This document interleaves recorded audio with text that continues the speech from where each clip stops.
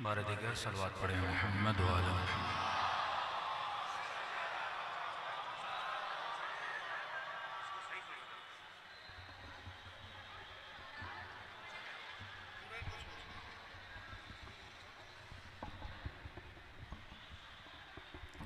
बारह दिगर सलवात पढ़े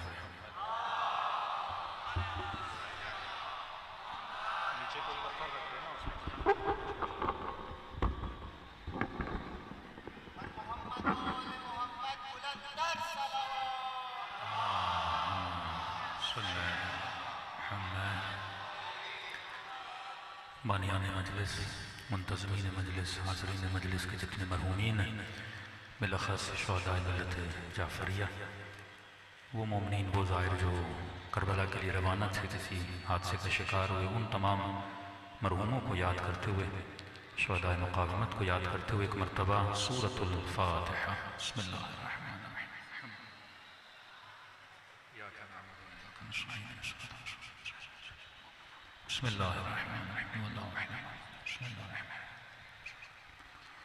रब्बना तक़ब्बल मिन्ना इन्नका अंतस समीउल अलीम। सल्लल्लाहु अलैहि मुहम्मद व अला मुझे इशारा किया जा रहा है कि अगर आप मोमिनीन थोड़ा थोड़ा आगे आ जाएंगे ताकि पीछे आने वालों को तकलीफ़ न हो, जितनी थोड़ी थोड़ी जगह है एक सलवात पढ़ के चंद कदम थोड़े थोड़े आगे आ जाएं। सलवात पढ़े मुहम्मद व अला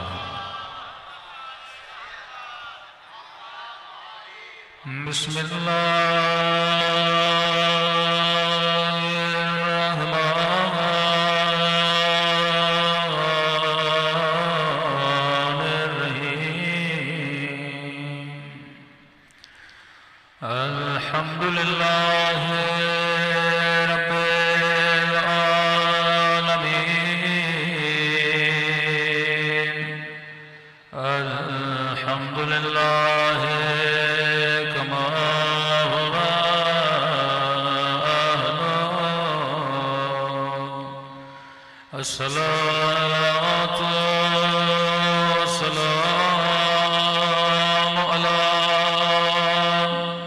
सय्यिदिल मुरसलीन व खातमिन नबिय्यीन अबिल क़ासिम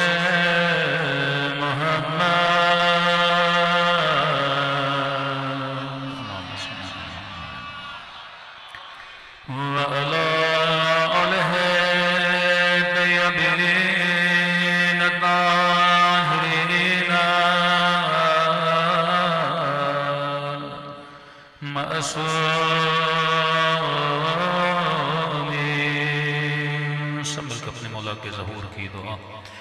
अल्लाहुम्मा कुल्ले वलीका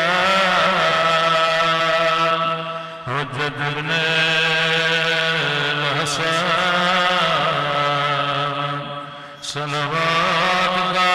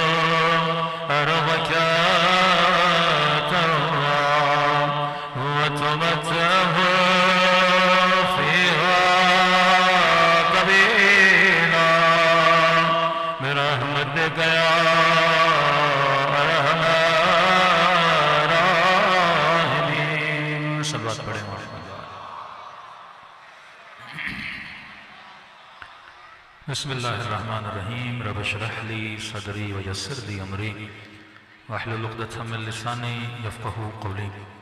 अम्मा बअद फ़क़द क़ाल सुब्हानहू व तआला बिस्मिल्लाहिर्रहमानिर्रहीम वातबिरू या उलिल अलबाब। सल्लल्लाहु पढ़े मोहम्मद व आले मोहम्मद।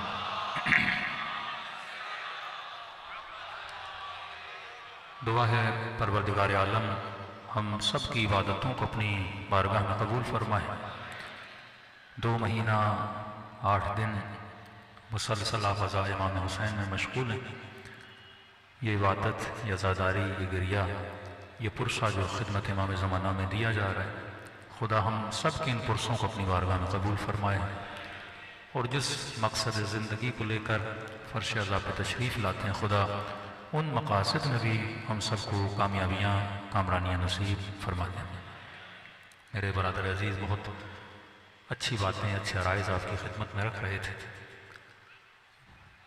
अक्सर लोग पूछते हैं कि मौलाना आपकी मजालिस का उमूमन टॉपिक क्या रहता है, क्योंकि हर ख़तीब अपने मैदान में खिताबत करता है।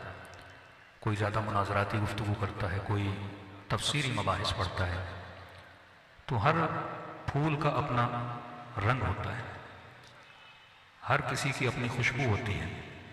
और मैं कहता हूँ ख़तीबों का कोई कमाल नहीं है। ख़तीब की हैसियत इस लाउड की तरह है। लाउड सिर्फ आवाज़ देता है, पीछे जितने मतालिब हैं और कमालात हैं वो अहले बैत अलैहिस्सलातु वस्सलाम के। कल ऐसा तो नहीं आप बोलेंगे ये लाउड बड़ा मुक़द्दस है क्योंकि इससे नूहों की आवाज़ आ रही है। तो कमाल लाउड का नहीं है, कमाल इस आवाज़ का है जो माइक पे आ रही है और लाउड से निकल रही है। तो ख़तीब के गले से जो आवाज़ आती है, जो मतालिब आते हैं, वो ख़तीब का कमाल नहीं, वो मतालिब अहले बैत अलैहिस्सलातु वस्सलाम के। हमें अगर इज़्ज़त मिल रही है तो दरे अहले बैत से मिल रही है। कि मैं बरमला कह रहा हूँ कि आज भी अगर खुदा ने शियों को इज़्ज़त दी है, यानी आज इस आलम में कि 40,000 मुसलमान मार दिए जाएं, पूरी उम्मत का सर झुका है, शियत का सर बुलंद है। आज आप शर्मिंदा नहीं हो सकते। आप बोल सकते हैं कि हमने मजलूम की मदद की हुई है। कि मैंने कहा कि खैबर में भी मुसलमान थे, खंदक में भी मुसलमान थे, तलवारें सबके पास थीं, जोरावर बहुत थे, लेकिन सब इंतजार में थे कि अली कब अम्र को मारेगा। मदीने में सारे असहाब थे, लेकिन सब इंतजार में थे कि हुसैन यजीद के मुकाबले में कम जाएगा। कभी भी किसी जमाने में मुसलमानों की कमी नहीं रही, जबकि नबी ललकार के बोल रहे हैं कौन है जो इस बदबख्त के मुंह को बंद करे, कौन है जो इसके मुकाबले में जाए। सब बैठे हैं, लेकिन उठा कौन? अमीरुल मोमिनीन। मदीने वाले बैठे रहे, किसी को नहीं पता यजीद फासिक है, फाजिर है, ये दीन खुदा को तबाह करने के लिए आया है, लेकिन मुकाबले में उठा कौन? हुसैन इब्न अली। तो मैं कहता हूं आज भी 1 अरब मुसलमान बैठे हैं, लेकिन सारे के सारे इस इंतजार में हैं कि शिया इसराइल को कब मारेगा।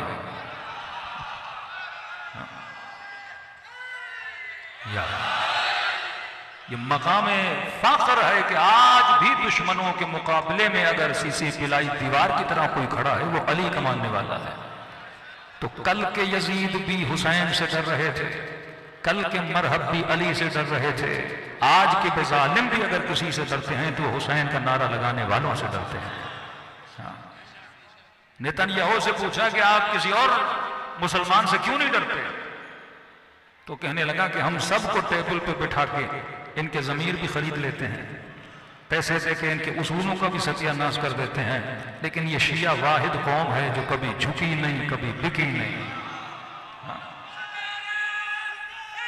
लब्बैक या हुसैन, लब्बैक या हुसैन हैदरी। आज आपकी कुव्वत दुश्मन के सामने है, आपकी ताकत दुश्मन के सामने है। शिया अगर जिंदा है तो इमाम हुसैन के नजरिए की वजह से जिंदा है। शिया का वजूद है तो आइडियोलॉजी ऑफ इमाम हुसैन की वजह से है। किसी ने कहा कि मौलाना ये हदीस रसूल है कि इन्नल हुसैन मिसबाहुल हुदा व सफीनतुन नजात, कि हुसैन चराग हिदायत है और कश्ती नजात है। तो कहा कि आज अगर इस कश्ती को हम दिखाएं तो कहां दिखाएं? ये एक ऐसी कश्ती है जो हर बंदे को अपने अंदर सवार करेगी, समाएगी।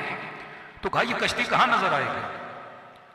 तो नूह की कश्ती बनी थी लकड़ी से, हुसैन की कश्ती किस चीज से बनी है?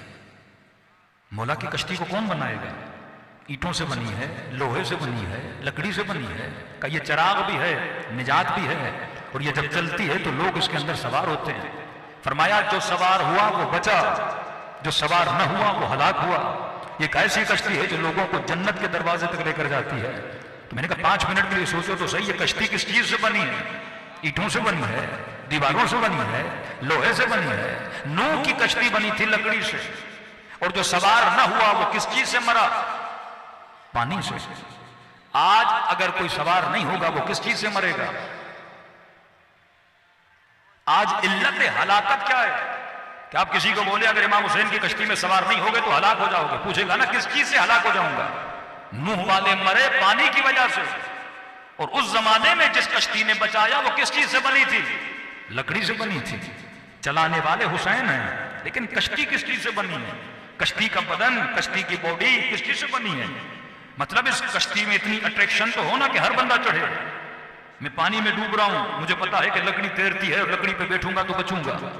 आज का मुआशरा तबाही की तरफ जाए, और वो मुआशरे को कौन सी चीज अट्रैक्ट करेगी कि ये सोचे अगर इस कश्ती में चढ़ा तो बचूंगा, अगर न चढ़ा तो न बचूंगा। तो उलमा कहते हैं इस कश्ती को लकड़ी नहीं बनाएगी, इस कश्ती को लोहा नहीं बनाएगा। का इस कश्ती की ईंट, ईंट का नाम क्या है? का हर शिया का वजूद कश्ती हुसैन की ईंट है।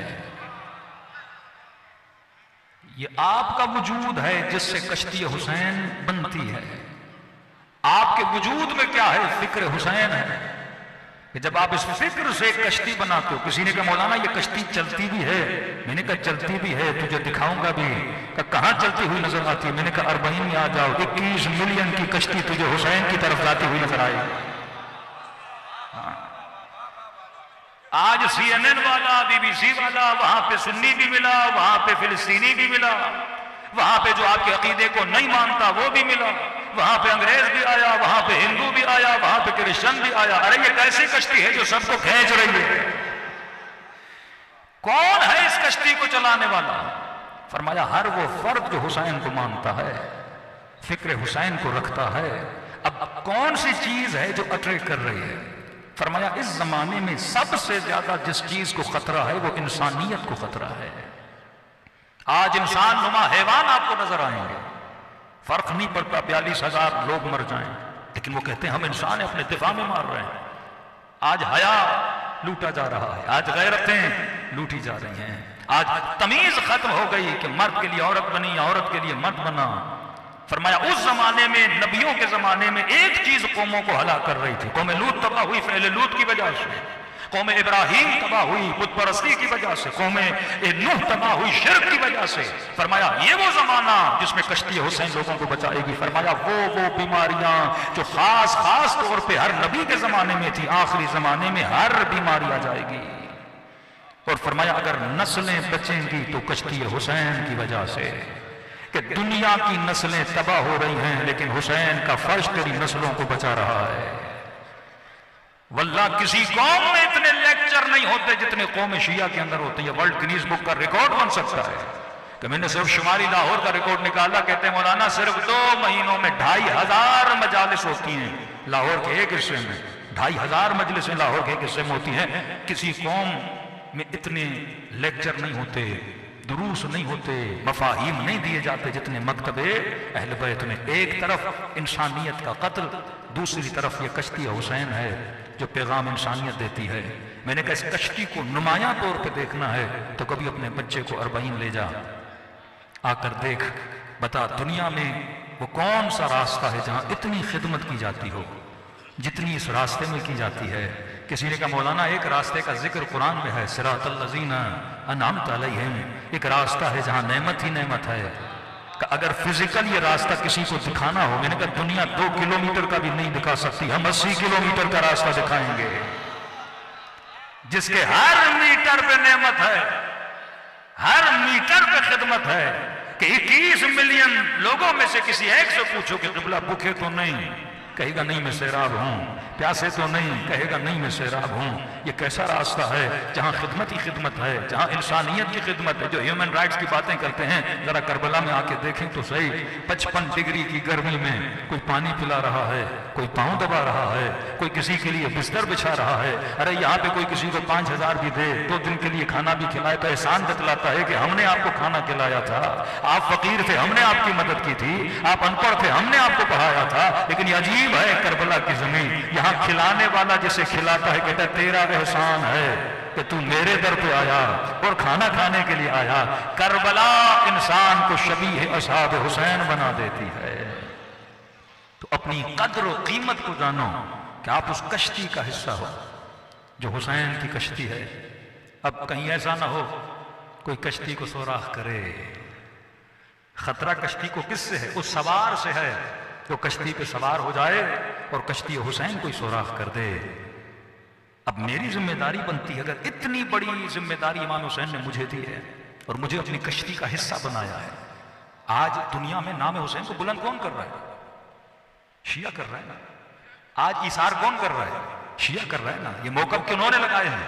शियों ने लगाए ना। ये खाना कौन खिला रहा है? शिया खिला रहा है। ये सबीले कौन लगा रहा है? शिया लगा रहा है ना। कोई बाहर की ताकतें आके तो सबीले नहीं लगा रही ना। तो नाम हुसैन रोशन कौन कर रहा है? शिया कर रहा है ना। इमाम हुसैन की जरी को चरागा कौन कर रहा है? शिया कर रहा है ना। ये इतनी खैर और खैरात कौन दे रहा है? शिया दे रहा है ना। सखावतें कौन कर रहा है? शिया कर रहा है ना। तो जब आपकी तारीफ होगी तो किसकी तारीफ में इजाफा होगा?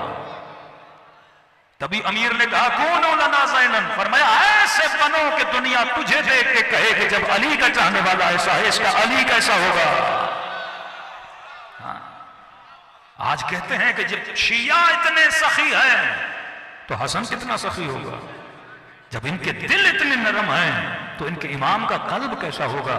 फरमाया देखें तुझे तारीफ हमारी करें, सखावतें तेरी हों, तारीफ मकतब की हो। तो आज ये तशय्यो है जिसने अहले बैत के नाम को रोशन किया हुआ है।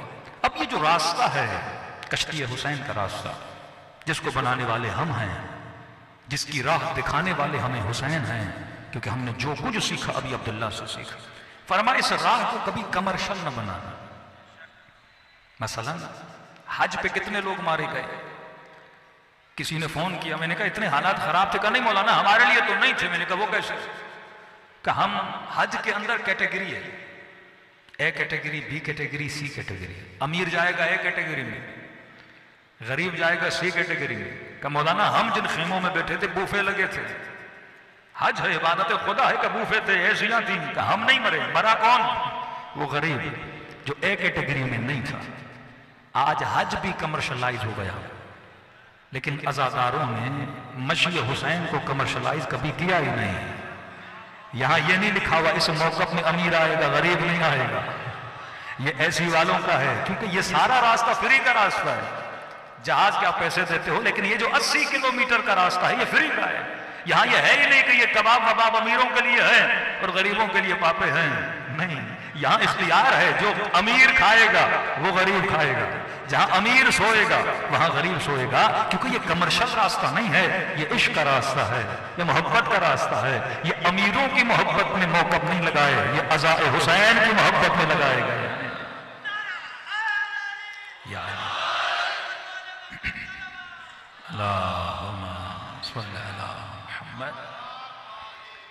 क्योंकि सूरह जुमा की आयत है हबीब हबीब जब ये तिजारत को देखते हैं, तू खड़ा है और ये तुझे छोड़ के चले जाते हैं। किस चीज की वजह से? जब ये माल को देखते हैं, जब ये पैसे को देखते हैं, जब ये चमकदार चीजों को देखते हैं। हबीब तू खड़ा है लेकिन ये चले जाते हैं। लेकिन एक कौम है जो तिजारत को नहीं देखेगी, जो माल को नहीं देखेगी। फरमाया शान नुज़ूल रसूल के लिए है, लेकिन दरअसल ये आयत इमाम वक्त के लिए है, या इमाम के लिए है। फरमाया इमाम बुलाएगा, ये तिजारत को नहीं देखेंगे, ये माल को नहीं देखेंगे। वहां माल को देख के नबी को छोड़ दिया, गनाइम को देख के रसूल को छोड़ दिया। लेकिन आओ करबला की जमीन में 55 डिग्री की गर्मी है, इधर मौक़िफ़ लगा है, इधर खाने, इधर ताम है। ये चलता चलता जब मौक़िफ़ पे पहुंचता है, मौक़िफ़ वाले कहते हैं थक गए हो, 2 दिन सो जाओ, 3 दिन आराम कर लो। कहता नहीं हंस पे जरूर सोऊंगा, मैंने आगे बढ़ना है। इसको मौकब ने रोका नहीं, इसको कबाबों ने रोका नहीं। तवज्जो किसकी तरफ है? हुसैन की तरफ है। इसे कौन खींच रहा है? हुसैन खींच रहा है। अरे जो अपने घर से शॉपिंग मॉल तक जिंदगी में कभी पैदल नहीं गया, कहेगा मैं घर में भी ऐसी हो गाड़ी में बैठ कर शॉपिंग मॉल पे जाऊंगा। वहां मिन्नतें करते हैं गाड़ी में बैठ जा, कहते हैं नहीं मैंने हुसैन की तरफ पैदल जाना है। ये कैसी मोहब्बत है जो इसे इतनी इशार में ला देती है। अरे पांवों में छाले पड़ गए, अब तो गाड़ी में बैठ जा, अब तो 2 दिन के लिए आराम कर। कहता नहीं मेरा हुसैन मेरा इंतजार कर रहा है, मैंने करबला पहुंचना है। ये वो है जिन्होंने तिजारत की वजह से नबी के नवासे को नहीं छोड़ा। ये पैगाम दे रहे हैं कि इमाम जमाना जब आपका ज़हूर होगा, मौला हम न गर्मी को देखेंगे, न सर्दी को देखेंगे, न पांवों के छालों को देखेंगे। यहाँ वो आवाज देंगे हल मिन नासिरिन यंसुरना, मौला करबला ने हमें तैयार किया, हम तेरे लश्कर में शामिल होने के लिए तैयार हैं। अरबईन हुसैनी ट्रेनिंग का नाम है कि शियों को ट्रेनिंग दी जा रही है। मैंने पूरे अशरे में 3 पिलर का जिक्र किया था कि अगर ये कौम कामयाब होना चाहती है 3 चीजों का एहतमाम करे। और वल्लाह अगर ये 3 चीजें मासूम की सीरत में, उनकी रिवायतों में, कुरान की रूह से साबित न हो तो जो आपकी सजा मैं उसको मानने के लिए तैयार हूं। मैंने कहा रिवायत ने तशय्युअ के लिए एक नेटवर्क बनाया। तवज्जो से सुनिएगा, अगर इस नेटवर्क को हम फॉलो करें दुनिया की कोई ताकत हमें शिकस्त नहीं दे सकती। ये दुनिया का वाहिद मकतब है जिसके अंदर वो सब कुछ है जिसकी तलाश में दुनिया घूम रही है।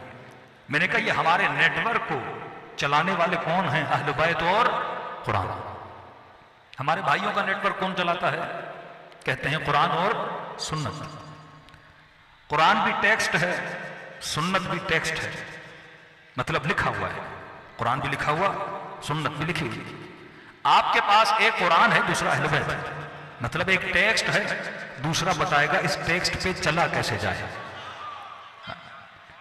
कि हमारे भाइयों के पास हैं 4 इमाम। कितने? 4। हमारे पास कितने? 12। पहले से पूछो नमाज कैसे पढ़ूं, कहेगा ऐसे। दूसरे से पूछो, कहेगा ऐसे। तीसरा कहेगा खोल दो। 5वां कहेगा जरा ऊपर कर दो। 4 हैं, क्योंकि टेक्स्ट था, सुन्नत थी, तो चारों को समझ नहीं आई कि नबी ने नमाज कैसे पढ़ी थी। आपके पास एक टेक्स्ट है, एक अहले बैत है।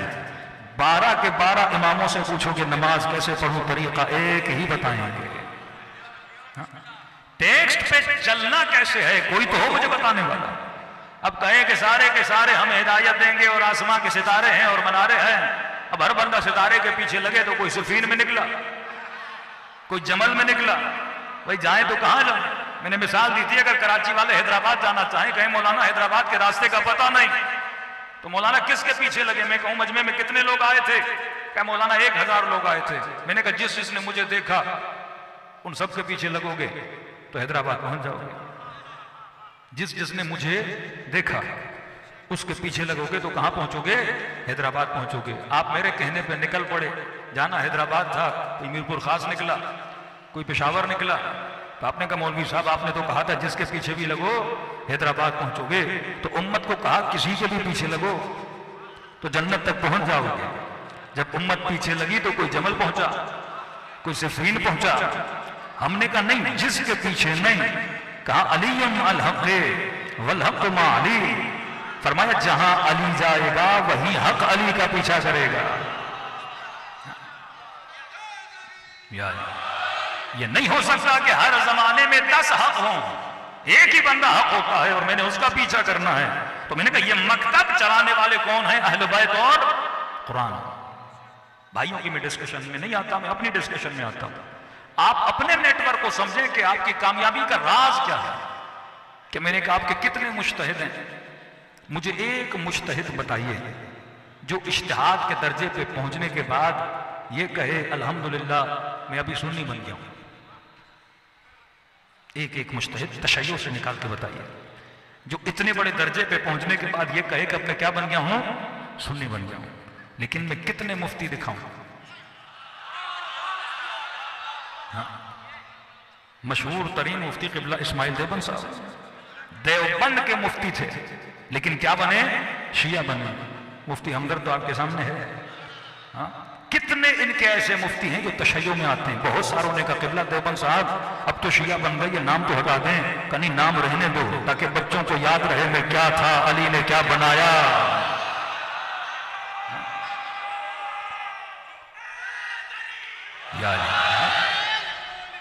नहीं मिलता कि कोई इस मकतब के अंदर आए और आला तरीन इल्म की सतूहात को पार करे और बाद में इस मकतब को छोड़ दे।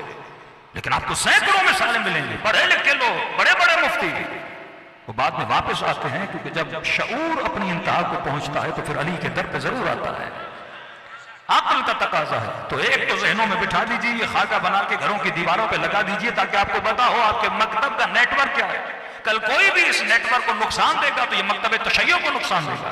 फरमाया इस नेटवर्क को चलाने वाली अज़वाज का नाम है कुरान और अहले बैत। हम किसकी मानेंगे, कुरान की या अहले रसूल की। फरमाया इस नेटवर्क का बुनियाद फीडिंग कहां से हो रही है। एक दरख्त है वो तनुमत होता जा रहा है, होता जा रहा है, फल दे रहा है, पौधे लग रहे हैं, खुशबुआं बखेर रहा है। कौन सी चीज है वो, कौन सी खाद है जो दरख्त को मिल रही है और दरख्त दिन ब दिन तनुमत हो रहा है। दूसरा दरख्त है वो सुखड़ता जा रहा है और एक दरख्त है वो तनुमत होता जा रहा है। फरमाया वो राज है अहले बैत के अंदर। उस राज का नाम क्या है? किस चीज से इमाम हुसैन ने हुर को हुर बनाया? भाई बंदे को कोई चीज अट्रैक्ट करेगी तब शिया बनेगा ना। कौन सी चीज अट्रैक्ट कर रही है? मेरी शक्ल अट्रैक्ट कर रही है? कौन सी चीज अट्रैक्ट कर रही है कि लोग मकतब में आ रहे हैं, मुफ्ती बनने के बाद भी इस मकतब में आ रहे हैं, पढ़ लिखने के बाद भी इस मकतब में आ रहे हैं। पता है कि अगर इस मकतब में आएंगे तो कुफर के फतवे लगेंगे, किसी की परवाह नहीं करते। हमारे मुफ्ती साहब थे, मुफ्ती ज़ैनुल आबिदीन साहब, मुझे नहीं पता भी जिंदा हैं कि नहीं है, तकरीबन 2001 और 2 में ये शिया हुए थे। ये वो मुफ्ती साहब थे जो अब्दुल बासित कारी के साथ मिस्र में पढ़े थे, बेहतरीन कारी, जो यूके में अहले सुन्नत की मस्जिद में, वहाबियों की मस्जिद में एज ए रेजिडेंट आलिम थे और हजारों पाउंड में तनख्वाह ले रहे थे। और बाद में क्या बने? मकतब अली में आए और सिर्फ ऐसे नहीं, सख्तियां उठाई। का मौलाना जब शिया बना बीवी ने छोड़ दिया, शिया बना बच्चों ने छोड़ दिया। अजीब मंजिल आई, मेरी बीवी ने मुझे मेरे खाने में जहर मिला के दिया कि ये मर जाए तो अच्छा है लेकिन शिया न बनता। बीवी छोड़ी, बच्चे छोड़े, पर इसने अली को नहीं छोड़ा। ऐसी कौन सी चीज है जो आपको मकतब की तरफ खींच के लाती है कि हुजर इब्न उदै की तरह जिस्म कटा देता है बंदा, लेकिन अली इब्न अबी तालिब को छोड़ने के लिए तैयार नहीं होता। फरमाया इस दरख्त में वो कौन सी चीज है जो इसे फीड कर रही है? चलाने वाले तो अहले बैत तो कुरान तो हैं, हमारे भाई भी कहते हैं हमारे पास कुरान है, वो भी कहते हैं हमारे रसूल से मोहब्बत करते हैं, लेकिन कौन सी चीज है जिसने दरख्त तबलीग अहले बैत को मजबूत किया हुआ है? फरमाया इस मकतब का बेस नेटवर्क चलाने वाला अहले बैत और कुरान जहां से फीडिंग हो रही है उसका नाम है अक्ल और फितरत। ये मकतब अक्ल की बुनियाद पे चला, फितरत की बुनियाद पे चला। किसी ने कहा रोना बिदअत है, चाहे बेटा मरे चाहे बाप मरे, फितरत के खिलाफ था। अरे कोई बंदा ड्रामा भी देखता है, इमोशनल सीन आ जाए तो रो पड़ता है, तू कहे कि बेटे के रोने पे ना रोए, ये फितरत के खिलाफ है। और ये मकतब फितरत था, इसने कभी भी फितरत के रास्ते को नहीं रोका, कभी भी अक्ल के रास्ते को नहीं रोका। वल्लाह अगर आप अक्लों को मजबूत करें दुनिया की कोई ताकत आपको शिकस्त नहीं दे सकती। किसी जवान ने कहा कि मौलाना हमें कहा जाता है अली को पहला न मानो। मैंने कहा गुस्सा न किया करो क्योंकि अक्ल के मानने वाले हो, जवाब अक्ल से दिया करो, दुनिया लाजवाब हो जाएगी। मैं कहता हूं इस जमाने में बेहतरीन दलील अक्ल की दलील है। आप बिहार पढ़ोगे कहता मैं नहीं मानता, बुखारी पढ़ेगा आप कहोगे मैं नहीं मानता, कुरान पढ़ोगे मसीह कहेगा मैं नहीं मानता, वो बाइबल पढ़ेगा मुस्लिम कहेगा मैं नहीं मानता। लेकिन अक्ल एक ऐसी चीज है जो हर बंदा मानता है। मैंने कहा गुस्सा न किया करो, अगर कहे ना अली को छोड़ दो बोलो मैं छोड़ने के लिए तैयार हूं, चलो आज के बाद मैं अली को पहला इमाम नहीं मानता। लेकिन अक्ल का सवाल मुझसे यह है कि अगर अली को छोड़ रहे हो फिर कोई ऐसा दो या अली जैसा हो या अली से बेहतर हो।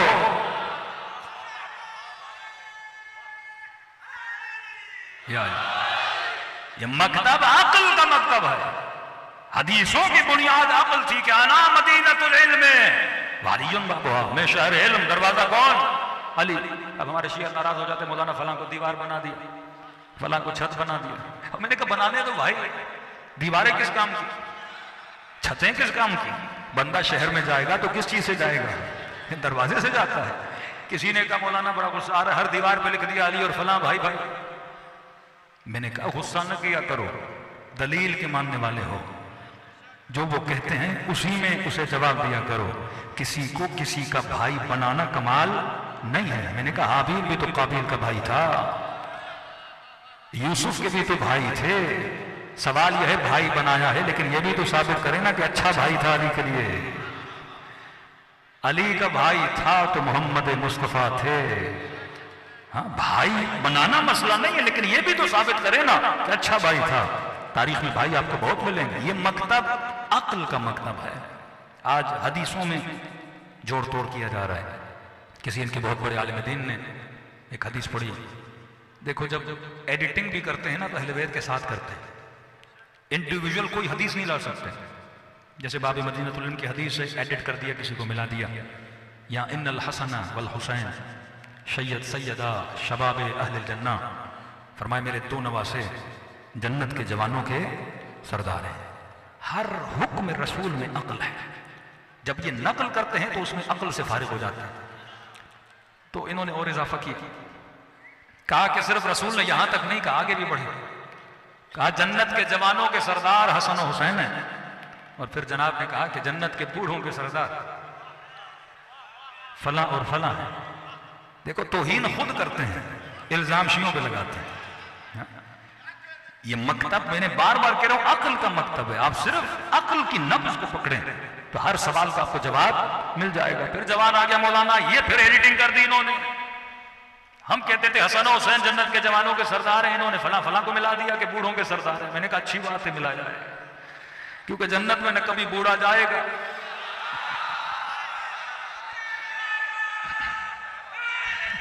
यार, कभी थोड़ा अक्ल से तो काम लें। अब जब नबी ने यह हदीस कही, उस वक्त हसन हुसैन जवान थे या बच्चे थे? बच्चे थे या जवान थे? तो होना तो ये चाहिए था ना, ये मेरे दो बच्चे जन्नत के बच्चों के सरदार। ये क्यों कहा कि बूढ़ों के सरदार है? अब इन्होंने जब इस्लाम लाया तो बूढ़े थे, तो इन्होंने कहा कि रसूल ने कहा ये किसके सरदार हैं? बूढ़ों के सरदार। मामला बूढ़ों और जवानों और बच्चों का नहीं था। 5 मिनट के लिए सोचते कि जब रसूल की हदीस है, नबी ने कहा बूढ़े और अंधे जन्नत में नहीं जाएंगे, बूढ़े और अंधे जन्नत में नहीं जाएंगे। तो जब नबी कह रहे थे, मस्जिद में बहुत बुढ़ियां थी और कुछ अंधे भी थे बेचारे, आंखों से नाबीना। तो कहने लगे या रसूल अल्लाह, घर से लेके यहां तक आते हैं, आपके पीछे नमाज पढ़ते हैं जन्नत की लालच में, और आज आपने तो बोल दिया कि बूढ़े जन्नत नहीं जाएंगे। यहां आंखें ली और वहां जन्नत ले ले, हमारा क्या कसूर है? नबी के चेहरे पे मुस्कुराता ही, देख भी रहे हो मैं मुस्तफा भी बूढ़ा हूं और कह रहा हूं जन्नत में बूढ़े नहीं जाएंगे। सवाल तो ये होना चाहिए या रसूल अल्लाह, फिर तो आप भी बूढ़े हैं, तुम्हें अपनी पड़ी हुई है, कि ये तो बता जन्नत में बूढ़े होके जाओगे, करोगे क्या?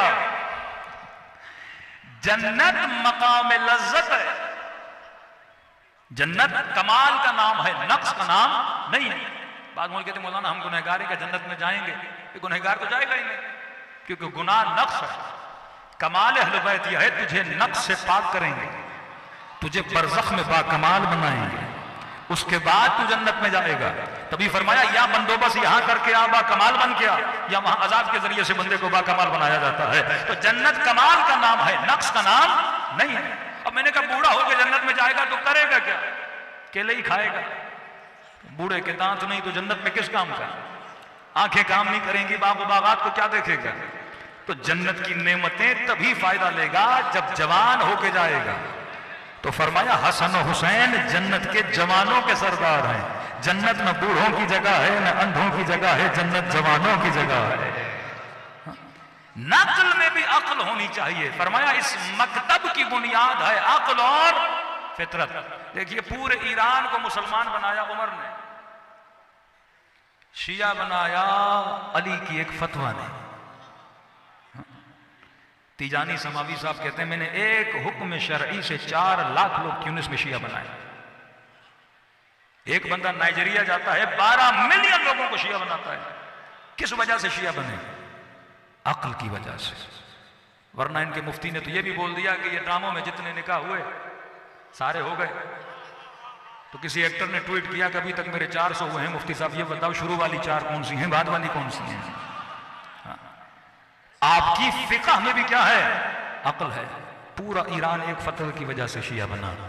बादशाह सलामत रात को गुस्से में थे या नशे में थे मुझे नहीं पता, बीवी को बोल दिया तलाक है। सुबह जब होश में आए तो बीवी नजर ही नहीं आ रही। गुलाम को बोला बीवी को बुलाओ। कनीज ने कहा किबला वो तो आ ही नहीं रही। कहा क्यों? कह रही आज के बाद आप हमारे नाम हरम बन गए। का मसला क्या है? का कहती हैं आपने तलाक दी है। मैंने मुफ्ती साहब से पूछ लिया है। मुफ्ती ने कहा जब तक हलाला नहीं होगा तब तक आप शोहर के पास, साबिका शोहर के पास नहीं जा सकते।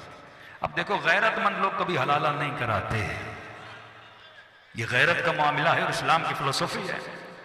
एक से पूछा का हलाला, दूसरे से पूछा का हलाला, तीसरे से पूछा का हलाला, चौथे से पूछा का हलाला। का मेरी अक्ल नहीं मानती कि गुस्से में बंदा तलाक दे। वो तलाक कैसे? और हमारे यहां शर्त है अगर होश व हवास में भी तलाक देता है पर गवाह नहीं तो तलाक नहीं। और का पहली बार दे दी कोई बात नहीं, दोबारा निकाह हो, दूसरी बार दे फिर भी कोई बात नहीं, तीसरी बार निकाह हो फिर तलाक दे। अब इस्लाम में हमारे यहाँ है कि इस मर्द को भी बोला गया कि भाई तुम्हारा मिजाज इस औरत से नहीं मिलता। औरत को भी बोला बार बार झगड़ने से, जलील होने से अच्छा है जाओ कहीं और जाके शादी करो। लेकिन इसने कहा मेरी अक्ल नहीं मानती। का कोई तो होगा जो अक्ल की बात करे। इन्होंने कहा हिल्ला में एक हैं जिसको ये चारों पागल बोलते हैं और वो इनको बोलता है। कहते अक्ल हमारे पास है, मकतब हमारे पास है। कब बुलाओ, मैं तो चाहता हूं मेरा मसला हल हो जाए। अगर उसकी दलीलें सही है, नहनु अबनाउ दलील, मतलब फरमाते हैं दलील से बात किया कर, गाली से बात। इन्नी अकरहु लकुम अन तकूनु मिन अस्सब्बाबीन, मैं अली पसंद नहीं करता कि तुम में से कोई गाली दे। जो गाली दे उसका अली के मकतब से कोई ताल्लुक नहीं है। फरमाया दलील से बात किया कर। कब बुलाओ उसे। एहतमाम हुआ, दरबार में बड़े बड़े आलिम बैठे, आगाए हिल्ली बहुत बूढ़े। कहते हैं जैसे दरबार में आए सबसे पहले अपनी जूतियां उतारी, बगल में लगाई। जितने आते थे बादशाह सलामत को रुकू तक झुक के सलाम करते थे। ये झुके नहीं, सीधा सलाम किया और उसी कुर्सी पे बैठे जो बादशाह के साथ लगी हुई थी। सबने कहा किबला हमने तो शुरू में ही बोला था शिया बड़े बदतमीज होते हैं। कहा देखो तमीज नहीं है, तहजीब नहीं है। मैं झुक के सलाम किया। कहा किबला आपने झुक के सलाम क्यों नहीं? कहा सब करते हैं। कहा मैं अली के मकतब का मानने वाला हूं, हम अल्लाह के अलावा किसी के सामने झुकते ही नहीं है। हाँ। ये तरबियत है कि बादशाहों के सामने झुका न करो, झुकना रब आलमीन के सामने है। पर मैं हम सजदा सिर्फ खुदा को करते हैं। उन्होंने कहा ठीक है किबला ये बात तो सही है, लेकिन ये बताइए आपकी दरबार में जूतियां बगल में रखी हैं, बादशाह का दरबार है। बादशाह ने कहा भी आप मेरी तौहीन कर रहे हैं मौलवी साहब, आप मेरे दरबार में जूतियां बगल में उठा के बैठे हैं, कि आपको खौफ है आपके कोई जूतियां उठा लेगा? कि किबला आप अपनी दरबार की बातें कर रहे हैं, आपका दरबार तो बहुत छोटा है। नबी की दरबार में बड़ों बड़ों की जूतियां चोरी हो गई थी। आप अपनी दरबार की बातें कर रहे हैं, मैं कह रहा हूं नबी की दरबार में किसकी जूती चोरी हुई थी? सारे हक्के बक्के हो गए, किसकी बात कर रहे हैं आप? सुनने में आया है कि इमाम अबू हनीफा नबी के दरबार में बैठे थे, बड़े मुहद्दिस हैं, बड़े फतवे देते हैं, इतने पढ़े लिखे आलिम नबी की दरबार में बैठे थे और किसी ने उनकी जूतियां चुरा ली। मुझे भी डर है कोई मेरी चुरा न ले। अबू हनीफा वाला उठा, कहा हम शुरू से कहते थे ये झूठे हैं। बादशाह सलामत अबू हनीफा नबी के जमाने में पैदा ही नहीं हुआ था, तो गया कब, बैठा कब, जूतियां कब चोरी हुई? अगर हिलने का बूढ़ा हो गया हूं, हाफिजा मेरी मदद नहीं कर रहा। इमाम मालिक थे जिनकी जूतियां चोरी हो गई। मालिकी उठ गए, किबला ये फिर झूठ बोल रहे हैं, जब हनीफा नहीं थे तो मालिक कहां से आ गए? वो तो उसके बाद में आए, ये भी नबी के जमाने में नहीं थे, 100 साल का फासला है। कहीं मैं शायद भूल रहा हूं, इमाम हम्बल थे, हम बली उठ के खड़े हो गए, ये क्या मजाक लगाया हुआ है? हमारे इमाम भी नबी के जमाने में नहीं थे। इन्होंने कहा शायद इमाम शाफे थे, चारों खड़े हो गए। किबला हम शुरू में कहते हैं इनके अंदर अक्ल नहीं है, ये झूठ बोल रहे हैं, हमारे चारों इमाम नबी के जमाने में नहीं थे। आवाए हिल्ली ने बादशाह को देखा, किबला मैंने आपका मसला ही हल कर दिया, आप मसला उन इमामों से पूछ रहे हैं जिन्होंने नबी को देखा नहीं, सुना नहीं।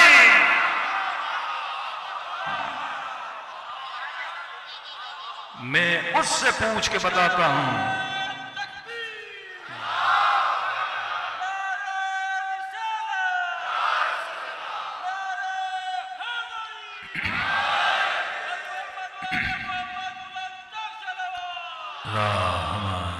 मोहम्मद कहा मैं उससे पूछ के बता रहा हूं जिसने कहा नबी ने मुझे इल्म ऐसे दिया, जक्कन जक्का, जैसे कबूतर अपने बच्चे की चोंच में दाना डालता है।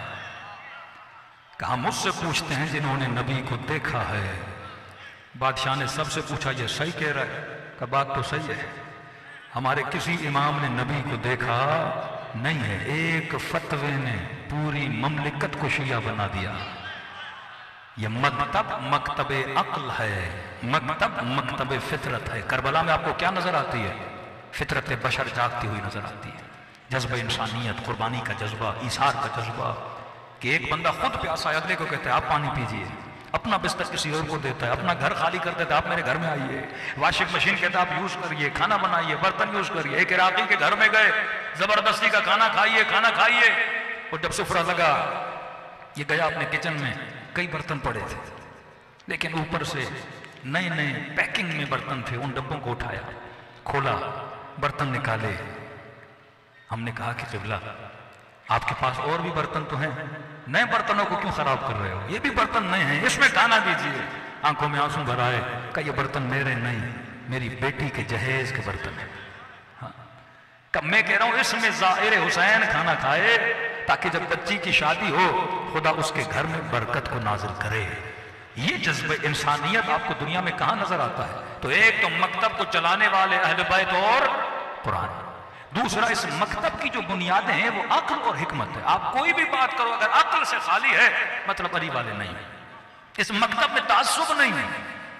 लिसानियत क्यों हराम है, फिरकावारियत क्यों हराम है? क्योंकि ताज्जुब आपकी अक्ल पे पर्दा डाल देता है। क्यों अमीरुल मोमिनीन, पता भी है कि अली नमाजी है, पता भी है कि अली आलम है, हसब में बेहतर है, नसब में बेहतर है, नहीं मान रहे अमीरुल मोमिनीन को। वजह क्या थी? ताज्जुब। लेकिन अगर अक्ल से सोचते, आज किसी भी मुसलमान को लाओ, पूछो असहाबे रसूल में, बोल तो देंगे कि फला अफजल है, लेकिन साबित नहीं कर पाएंगे। इल्म के एतबार में, हसब के एतबार में, नसब के एतबार में, शुजाअत के मैदान में, इबादत के मैदान में, फसाहत के मैदान में, बलागत के मैदान में, हर चीज में सफ़े अव्वल में कौन नजर आएगा? अली इब्न अबी तालिब नजर आएगा। तो आपने अगर अमीरुल मोमिनीन को इमाम माना, किसकी बुनियादों पर? अक्ल की बुनियाद पर। वो कभी भी नहीं कहते कि हमें ताज्जुब पे माना करो, देखो, परखो, पढ़ो। और अगर तुम्हें नजर आता है कि अली इस काबिल है कि नबी के बाद इमाम बने, तो अपनी अक्ल से पूछो और अक्ल से तस्लीम करो कि मैं किसकी विलायत को मानूंगा? अमीरुल मोमिनीन की विलायत को मानूंगा। तो मकतब को, नेटवर्क को चलाने वाले अहले बैत और कुरान, बुनियाद मकतब अक्ल और फितरत। एक कानून है इस मकतब में और एक रिश्ता है इस मकतब में। ये दो पर हैं। जब तक आपके पास ये दो पर नहीं, आप परवाज नहीं कर सकते। कानून इस मकतब का है मारूफ और मुनकर। अल मारूफ मा अमरतुम बिह वल मुनकर मा नहीतुम अन्हु। कानून मतलब अगर नेटवर्क के अहले बैत के अंदर जिंदगी बसर करना चाहते हो तो आपने इस कानून को फॉलो करना है, वरना नेटवर्क को अहले बैत से निकाले जाओगे। कानून क्या है? फरमाया अगर शिया बने, अगर मकतब अली के अंदर आए तो फरमाया कानून यह है, अगर स्कूल में दाखिला है तो कानून को फॉलो करो। अगर पाकिस्तान में हो तो मसलन कानून को फॉलो करो। अगर यूरोप जाते हो वहां के कानून को फॉलो करना पड़ेगा। अगर इराक जाते हो वहां के कानून को फॉलो करना पड़ेगा। अगर स्कूल ऑफ थॉट अहले बैत के अंदर दाखिला मिल गया, अमीरुल मोमिनीन के हाथों पे बेअत कर ली, अब कानून यह है मारूफ और मुनकर। फरमाया अल मारूफ मा अमरतुम बिह, जो हमने कहा वो करो, जिससे हमने रोका उससे रुक जाओ। ये कानून है, हर बंदे ने इस कानून को मानना है। फरमाया अफराद का आपस में ताल्लुक क्या है? यहां ये बंदा इसलिए इस बंदे से नहीं मिल रहा क्योंकि ये मारूफ है, मशहूर है, ईमानदार है। फरमाया यहां बंधन, यहां पे रिश्ता माल की बुनियाद पे नहीं, शोहरत की बुनियाद पे नहीं, पैसे की बुनियाद पे नहीं, रिश्तेदारी की बुनियाद पे नहीं, ये बंदा फला सीट पे इस बुनियाद पे नहीं। फरमाया इस मकतब में हर फर्द का दूसरे फर्द के साथ जो ताल्लुक बनता है वो मोहब्बत अहले बैत की बुनियाद पे बनता है। आज आप सारे यहां आए, किसने आपको खींचा? मोहब्बत हुसैन। 21 मिलियन शिया करबला में मिलते हैं, एक दूसरे की जबानों को नहीं जानते, रंग अलग है, जमा अलग है, सबकी कल्चर अलग अलग हैं, लेकिन इन सबको किसने जोड़ा? मोहब्बत मोहम्मद और आले मोहम्मद। इन्नी सिल्मुन लिमन सालमकुम व हर्बुन लिमन हर्बुन मिनन हारबकुम अल्लाहुम्मा वालिमन वाला व आदमन आदा। ऐ अहले बैत रसूल, जो आपसे मोहब्बत करता है मैं उससे मोहब्बत करता हूं, जो आपसे दुश्मनी करता है मैं उससे दुश्मनी करता हूं। तो फरमाया यहां अफराद का बंधन जिस चीज की वजह से है वो क्या है? मोहब्बत मोहम्मद और आले मोहम्मद। अब सबसे ज्यादा अगर हमें खतरा है तो किस चीज की वजह से? कि कहीं इन मोहब्बतों में दरारें न डाल दे। एहतराम है एक शिया का दूसरे शिया की नजर में। मैं अगर हदीसें पढ़ने पर आऊं तो आप कान पकड़ लें कि हम कहां पे खड़े हैं, कितना अदब है। एक वाकया सुनाऊंगा ताकि आपको एहसास हो जाए। अली इब्न यक़ीन सहाबी इमाम मूसा काज़िम, वजीर हारून सल्लल्लाहु अलैहि वसल्लम, ऐसे ऐसे सहाबी जिन्होंने तीन तीन इमामों को दर्द किया हुआ है, जिसके लिए मेरे सातवें, अब शिया का मकाम देखिए, जिसके लिए मेरे सातवें इमाम फरमाते हैं कि अल्लाह ने जहन्नुम को अली इब्न यक़तीन पे हराम करार दिया है, अल्लाह ने जन्नत को इस बंदे पे वाजिब करार दिया है।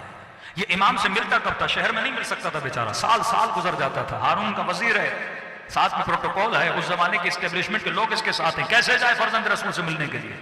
बेहतरीन मौका मिलने का था अय्याम हज।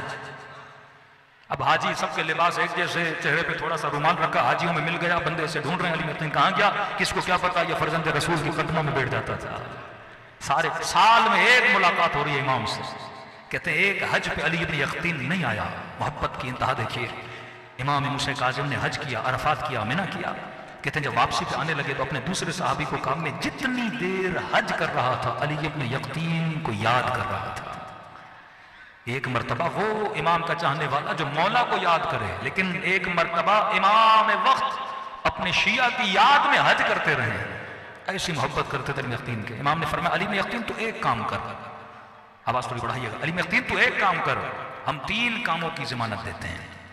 मौला क्या करूं? फरमाया, अली यक़तीन हमारे चाहने वाले हमारे शियों के काम किया कर, उनकी परेशानियों को दूर किया कर, कहीं पे फंस जाएं उनको उस मुश्किल से निकाला कर। हम तीन चीजों की जिम्मानत देते हैं कि जिंदगी में कभी फकीर नहीं बनोगे। दूसरी जिम्मानत, तुम्हारे सर पे कभी जिंदान की छत नहीं आएगी, तुम्हारे बदन पे कभी दुश्मन की तलवार नहीं आएगी। ये मौला का पहला सहाबी है, जब तक जिंदा था वक्त के हाकिम इसको पहचान न पाया ये किसका चाहने वाला है। इसकी नमाज जनाजा मामून नहीं अमीन ने पढ़ाई, यानी हुकूमती एजाज में दफनाया गया, वहां तक भी पता न लगा ये किसका मानने वाला है। का बस एक काम कर, मेरे चाहने वालों की इज्जत किया कर, एहतराम किया कर, परेशान हो परेशानियां दूर किया कर। हुकूमत गस्ब करके उनके पैसे ले लेती है, वो पैसे जाके उन शियों को वापस किया कर। का जब तक जिंदा था अली यक़तीन ने यह काम किया। एक साल हज पे गया, गौर से सुनिएगा, मौला के गुलाम को पैगाम भेजा कि मैं आया हुआ हूं, फर्जंद रसूल को कहो कि मैं मुलाकात करना चाहता हूं। साल गुजर गया, ज़ियारत नहीं हुई है। इमाम तक पैगाम पहुंचा लेकिन मौला ने कोई जवाब नहीं दिया। कहते परेशान, मौला क्यों नहीं मिल रहे? वो इमाम जो हर हज में इसे ढूंढते थे अली यक़तीन कहाँ है, और आज मैं कह रहा हूं मौला आपसे मिलना है, लेकिन इमाम मिल ही नहीं रहे। कहता कहीं पे सामना हुआ इमाम से, पूछा मौला मुझसे नाराज है, कोई खता हुई है? इमाम ने फरमाया, अली इब्न यक़तीन हमने तुम्हें क्या कहा था कि तुम्हारे जालिम के दरबार में काम करने का कफारा यह है कि मेरे शियों की मदद किया कर, नहीं तो वो गुनाह है हारून के दरबार में बैठना तेरे लिए। मौला करता तो हूं। कहा उस दिन ज़ैद आया था तेरे पास, तुमने उसे वापस कर दिया, वो तुमसे नाराज है। का मौला मुझे काम बहुत पड़ गया, मैं जाऊंगा वापस, उसके दिल से नाराजगी को दूर करूंगा, वादा देता हूं। इमाम ने कहा नहीं, जब तक वो तुझसे राजी नहीं होता मैं मूसा काज़िम तुझसे राजी नहीं होगा। का मौला मैं मक्के में, वो मदीने में, यहां से वहां कैसे जाऊं? आमाले हज है, छोड़ के जाऊं? इमाम ने फरमाया हम तुम्हारे लिए रास्ता बनाते हैं। जी मौला। का अली इब्न यक़तीन जब जब सूरज ढले तो जन्नतुल बकी जाना, वहां पे एक ऊंट मिलेगा, उस पर सवार होना, वो तुझे पहुंचा देगा, माफी मांग के वापस आ। कहते रात ढली, जन्नतुल बकी गया, एक ऊंट था, ऊंट पे सवार हुआ। अली यक़तीन कहता मैं सोच रहा था मदीने तक जाएगा, वापस आएगा, हज मेरे हाथों से निकल जाएगा, इसी सोच में था। ऊंट 4 कदम चला तो सामने उस मोमिन का घर खड़ा था। कहता ऊंट से उतरा, दरवाजे पे दस्तक दी, ऐ मोमिन दरवाजा खोल। का कौन? का अली इब्न यक़तीन। का मजाक नहीं कर, कहां हारून का वजीर और कहां मुझ गरीब का घर। का आप मुझसे मजाक न करो, मैं बड़ा परेशान हूं, दरवाजा खोल। का जैसे दरवाजा खोला वाक़अन अली इब्न यक़तीन दरवाजे पे खड़े हैं। का क़िबला आप मेरे घर पे क्या कर रहे हैं? का बंदे खुदा तू मुझसे नाराज है, मेरा इमाम मुझसे नहीं मिल रहा। का अली इब्न यक़तीन जा, मैंने तुझे माफ किया। का नहीं ऐसे नहीं जाऊंगा, मैंने इमाम को नाराज किया है। का मैं कह रहा हूं मैंने माफ किया अली यक़तीन, जल्दी जा इमाम से मिल। मुझे पता होता मैं कभी नाराज भी नहीं होता कि इस कदर हमारी नाराजगी आले रसूल की निगाह में अहमियत रखती है। अली इब्न यक़तीन इतने बड़े बड़े साहबी ऐसे नहीं बने। इसने कहा ऐसा नहीं जाऊंगा। का क्या करूं अली यक़तीन, और लिख के दूं? का नहीं, मैं अपना सर खाक पे रखता हूं, तू अपना पांव मेरे चेहरे पे लगा। कहा मैं ऐसा नहीं कर सकता। कहा नहीं करोगे दरवाजे से नहीं जाऊंगा, तुम्हारी मर्जी है। ये मौला का सहाबी कहता है कि उसने इतना मजबूर किया मुझे और सर अपना खाक पे रखा। कहता मैंने हल्का सा पाँव इसके चेहरे पे लगाया, का खुश हुआ, ऊंट पे बैठा, जन्नतुल बकी पहुंचा, दौड़ा दौड़ा इमाम के खेमे में गया। का मौला माफी मांग के आया हूं और मोहर चेहरे पे लगवा कर आया हूं। इमाम ने माथे का बोसा दिया, का अब हम तुमसे क्या हो गए, राजी हो गए। छठे इमाम की हदीस से फरमाया 3 दिन गुजर जाए, मोमिन मोमिन से नाराज हो जाए और सुलह न करे, इन दोनों पे अल्लाह की और अली की लानत होती है। कहने लगा मौला इतना सख्त फरमान, गलती मेरी नहीं है, उसकी गलती है। इमाम ने फरमाया किसी की गलती है, 3 दिन की मोहलत है, उसके दरवाजे पे जा और जाकर कहो मोमिन तेरी गलती है, मैंने माफ किया, मेरी गलती है, तू मुझे माफ कर। इमाम ने कहा मौला फिर भी राजी ना होगा, कोई बात नहीं, तू घर वापस आ जा, तेरे सर से लानत उठ जाएगी, उसके सर पे बाकी रहेगी। अगले जुमले बड़े प्यारे हैं, फरमाया अगर ये काम करके घर जाओगे ना, तेरे हर कदम पे खुदा तुझे एक उम्रे का सवाब अता करेगा। फरमाया इसी आलम में अगर रात को मर जाओगे ना, खुदा कहेगा लिखो इसके नाम अमाल में ये शहीद होकर दुनिया से चला गया। हमारी ताकत मोहब्बत मोहम्मद और आले मोहम्मद है। शिया को शियत से क्या जोड़ रहा है आज? सियासी जमातें जलसे करती हैं, बसें भेजती हैं, पैसों की लालच देती हैं, आपको कौन खींच रहा है?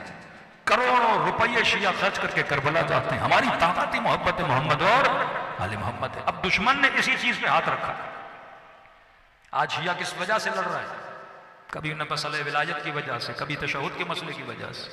आपके लाहौर में एक मजलिस में एक शिया ने दूसरे शिया पे गोली चलाई, कजन थे दोनों, मार दिया उसे। इसी मोहब्बत के चक्कर में लड़े। यानी जो चीज हमारी ताकत की बुनियाद थी, उसी चीज को क्या बनाया जा रहा है? कुरान इत्तेहाद उम्मत की वजह थी। अमीर शाम ने नेज़ों पे खड़ा किया और मुसलमान से लड़ पड़ा उसी कुरान की वजह से। आज वहदत तशय्यो की बुनियाद क्या है? मोहब्बत मोहम्मद और आले मोहम्मद। एक पर परे मोहब्बत है, वाकयात बहुत हैं, वक्त में इतनी गुंजाइश नहीं है, तो याद रखिएगा हमारी ताकत मोहब्बत मोहम्मद और आले मोहम्मद है। दूसरा पर है तबईयत मोहम्मद वाले मोहम्मद। अब दुश्मन क्या खेल खेल रहा है? हिंदुओं को इन्होंने बुद्धिस्ट बना दिया, मुसलमानों को इन्होंने सूफी बना दिया।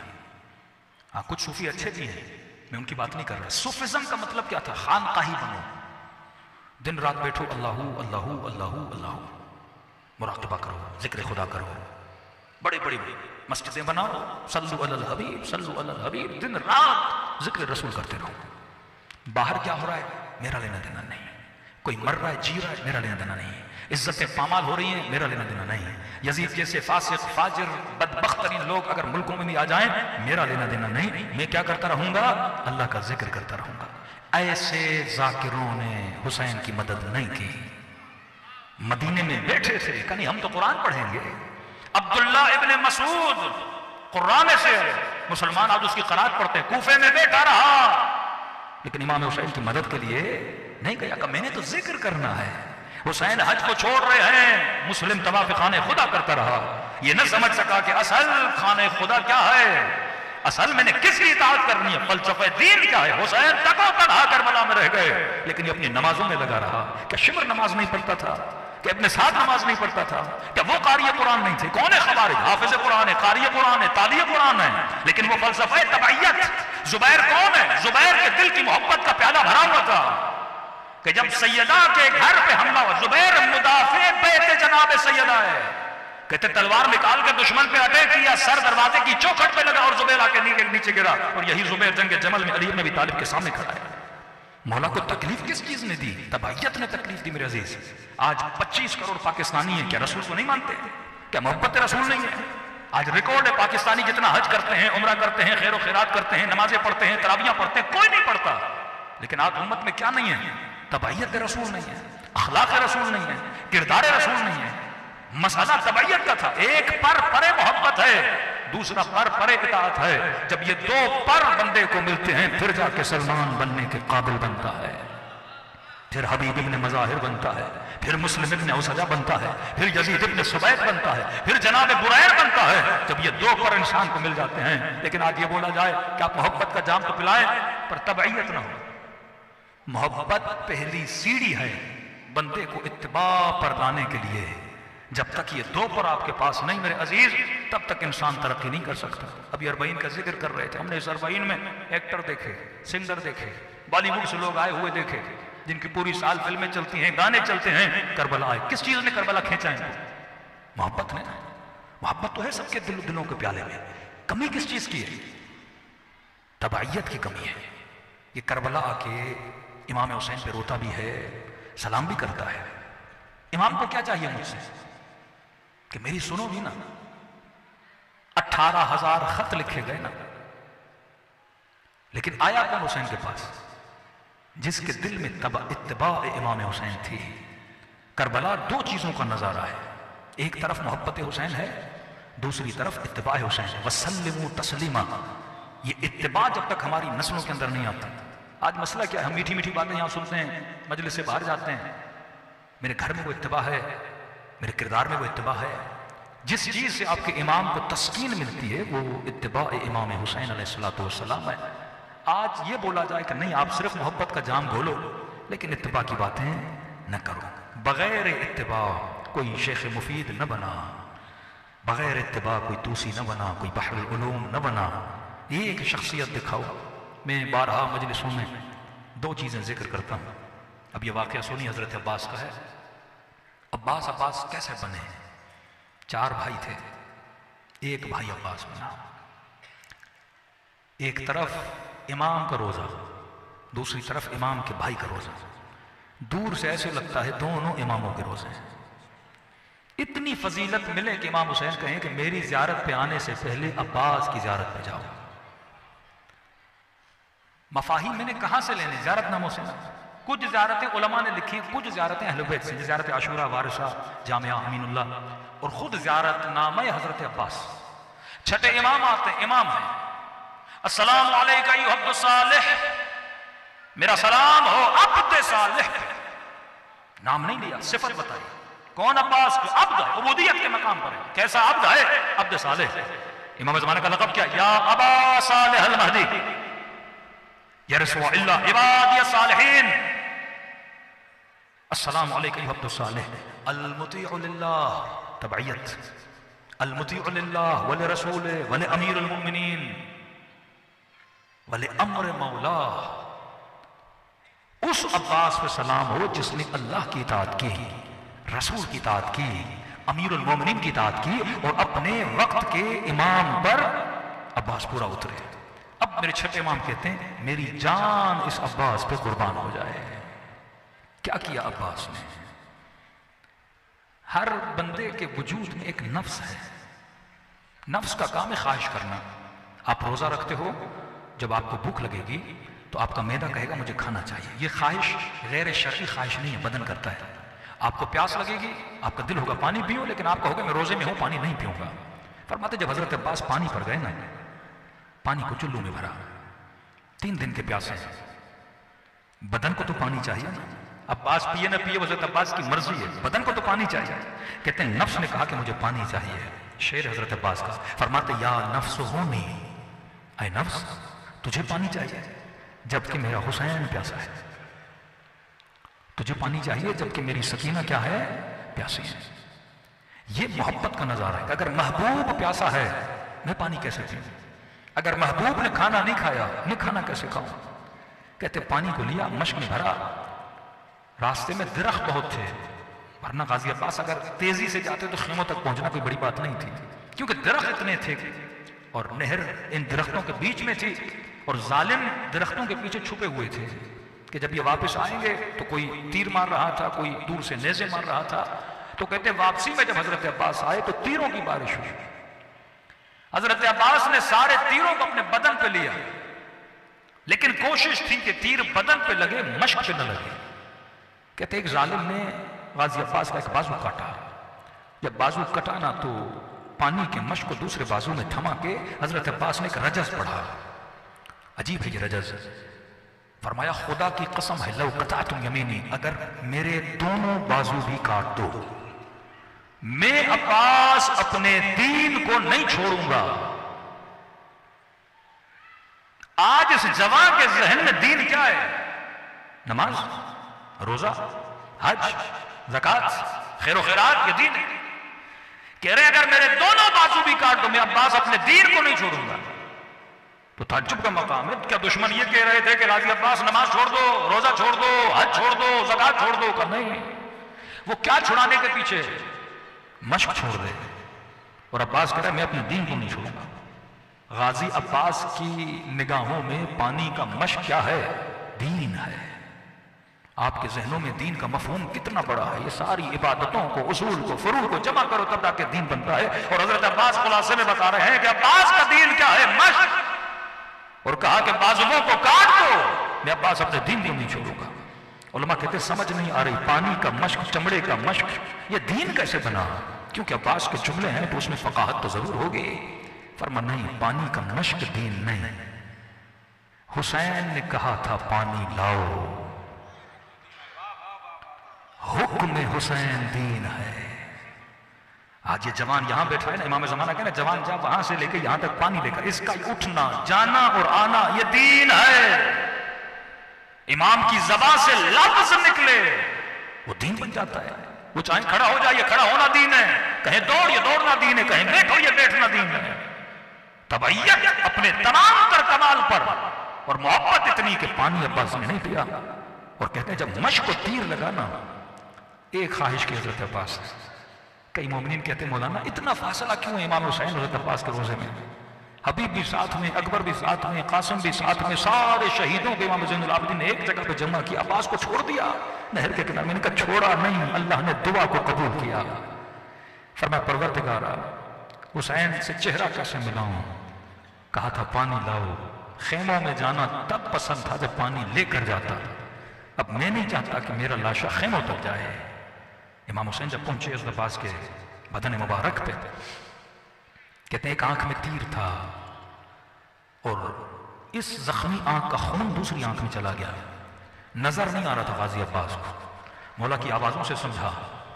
कहते जैसे पहुंचे ना तो फरमाया कि मौला अब मोहब्बत देखो, तबैयत मोहब्बत। फरमाया मौला मैंने सुना था कि जब मैं पैदा हुआ था तो सबसे पहले मैंने आपके चेहरे की ज़ियारत की थी। मौला अब दिल है कि दुनिया से जा रहा हूं तो जाते जाते भी आपके चेहरे की ज़ियारत करके जाऊं। मौला हुसैन ने अबा के दामन से आंखों से खून साफ करना शुरू किया। मोहब्बत का आलम देखो। कहा मौला ये भी जहमत न देता अगर मेरे दोनों बाजू क्या होते? सलामत होते। समझो करबला किस चीज का नाम है मेरे अजीज। करबला मोहब्बत उरूज पे, तबैयत भी उरूज पर है। वो चाहे सहाबी था या वो चाहे बनु हाशिम था, इंतहा कर दी। कहते 2 मुहर्रम को शिमर ने कहा कि खेमे हटा दिए जाएं। कहते गाजी अब्बास से पैसा ला रहे, तलवार निकाली और खत खींची। कहते इतना जलाल था इस दिन हजरत अब्बास को, खून आंखों में भर आया। फरमाया है किसी में जुर्रत जो खत को पार करके दिखाए? मेरे होते हुए कोई सैदानियों के खेमों को हाथ लगाएगा? सैयदा ज़ैनब कहती है मेरे खेमे में इमाम हुसैन आए, चेहरा थोड़ा परेशान था। भैया हुसैन क्या बात है? का ज़ैनब सुना तो होगा ना कि अब्बास ने खत खींची है। जी हुसैन अब्बास के होते हुए किसकी जरूरत है जो खेमों के करीब आए? फरमाया बहन ज़ैनब मैं हुसैन जंग नहीं चाहता। आज पता है वो आएंगे, जंग होगी, मैं जंग नहीं चाहता। कि भैया हुसैन आप क्या चाहते हो? कि बस मेरी ख्वाहिश खेमे हट जाए। तो सैयदा ने कहा कि हुसैन आज तक अब्बास ने आपको ना नहीं बोला, तबैयत आप बोल दें, अब्बास खेमे हटा देंगे। कि ज़ैनब मुझे खौफ है कहीं मेरे लाल का दिल टूट न जाए, मेरे शेर का दिल टूट न जाए। क्या मतलब हुसैन? फरमाया बहन ज़ैनब जब हसन के जनाजे पे तीर चले थे ना, अब्बास को बड़ा जलाल था, हाथ तलवार पे गया, मैंने हाथ पे हाथ रखा, मैंने कहा अब्बास आज जंग नहीं करनी हमने। कहा मौला आप मुझे रोक देते हैं, कहीं अब्बास फुर्सत दूंगा। कब मौला? का जब करबला आएगी। का ज़ैनब उसने दरबार में बुला के बेअत का तकाजा किया था, उसने बेहतरामी की। अब्बास को इतना जलाल आया था, फौरन दरबार में कहा मौला हुक्म दे सर काट के कदमों में रख दूं। मैंने फिर रोका, अब्बास आज नहीं करबला। कि बहन ज़ैनब जब हुर ने रास्ता रोका, लजा में फरस में हाथ डाला, बड़ा जलाल आया था अब्बास को। मैंने कहा अब्बास अभी नहीं करबला। का बहन ज़ैनब अब तो करबला भी आ गई, अब क्या जाके अब्बास को कहूं कि आज क्यों नहीं लड़ना? ऐसे शरीकतुल हुसैन नहीं है सैयदा ज़ैनब। फरमाया हुसैन भैया आप चले जाइए, मैं अब्बास से बात करती हूँ। फिजा को कहा मेरे भाई को बुलाओ। जनाब फिजा कहती है नहर के किनारे खड़े थे खत के सामने, मैंने आवाज दी आका, समझ गए खेमों के अंदर से बीबी बुला रही हैं। इशारा किया कि मैं फिजा वहीं रुको, मैं आ रहा हूँ। कहती जब आ रहे थे ना तो अंदाज देखना हज़रत अब्बास का, मोहब्बत, अदब, तबैयत का, जैसे आ रहे थे आस्तीनें पहले उल्टी हुई थी, आस्तीनों को सीधा करते गए, माथे का पसीना पोंछते रहे, मेरे करीब आए, थोड़ी देर के लिए ठहरे ताकि आंखों की सुर्खी चली जाए, तो खेमे के दर पे ऐसे खड़े हुए जैसे छोटा बच्चा माँ के सामने खड़ा हो जाता है। जी मेरी आकाज़ादी का खेमे के अंदर बुलाया, जान में अदब लगा के बैठे। तबैयत और मोहब्बत दोनों को जब मिलाते हो तो पास बन जाता है। कहने लगे जी मेरी आकाज़ादी, बड़े प्यार से सैयदा ज़ैनब ने कहा पास सुना है खत खींचिए। कभी भी मेरे होते हुए किसकी जरूरत हो, खेमों के करीब आए। का अब्बास जानती हूं तेरा गुरूर है, तेरे होते हुए कोई हुसैन को आंच भी नहीं लगा सकता। अब्बास सुना है दुश्मन को ललकारा है। जी मेरी आकाज़ादी, मैंने बोला मेरे होते हुए कोई आगे नहीं बढ़ सकता। का अब्बास देखो बात यह है कि हुसैन चाहते हैं कि खेमे हटा दिए जाएं। मैं जानती हूं तूने शिमर को ललकारा है, जाहिर इंसान ललकार के बाद फिर जाए और वो काम न करे। का अब्बास एक काम करो, खेमे में बैठ जाओ, तुझे दुश्मन का सामना नहीं करना पड़ेगा। मैं अकबर को भेज देती हूँ, औनो मोहम्मद को भेज देती हूँ, वो खत मिटाएंगे भी, खेमे हटाएंगे भी। कि ये सुनना था। अब्बास खड़े हो गए। फरमाया आकाज़ादी अब्बास का गुरूर क्या होता है, अगर मेरे हुसैन ये चाहते हैं खुद जाऊंगा, खत मिटाऊंगा और अपने हाथों से खेमे हटाऊंगा। इसे अब्बास कहते हैं मेरे अजीज। ये तबैयत अगर हमारे अंदर आ जाए, आज इमाम ज़माना को किसकी जरूरत है? पांचवा इमाम, छठा इमाम, सातवां इमाम शिया आते थे, मौला बस्तियों की बस्तियां आपको मानती हैं, क़याम करिए। कभी कहते थे आग अंगारा उठा, कभी कहते थे तनूर में चला जा, कभी कहते थे ये बकरियों का जो रेवड़ है अगर इतने भी होते तो हम क़याम करते।